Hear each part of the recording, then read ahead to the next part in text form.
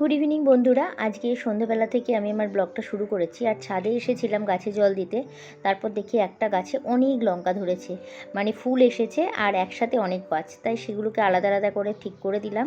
আর নেমে এসে ছেলেকে পাপাইয়া শেক বানিয়ে দিলাম। অল্প দুধ, সাথে একটু মধু আর সাথে কিছু পেঁপে। দুধটা কম দিয়েছি। আর তারপর রাত্রের খাবার বানাতে চলে এলাম। আর আজকে রাত্রের খাবারে বানাচ্ছি আলু পরোটা না, আজকে বানাচ্ছি বিটরুট পরোটা। আটাটা কিন্তু হলুদ হলুদ লাগছে, তার কারণ আমি আটাতে ওই যে রোস্ট করা কসুরি মেথি আর হলুদ দিয়ে মেখেছি।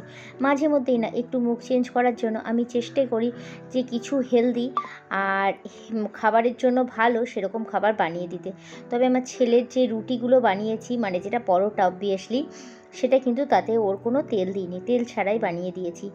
খেতে কিন্তু বিশ্বাস করো ইয়াম্মি, ভীষণ টেস্টি হয়েছিল, আমাদের সবার খুব ভালো লেগেছে।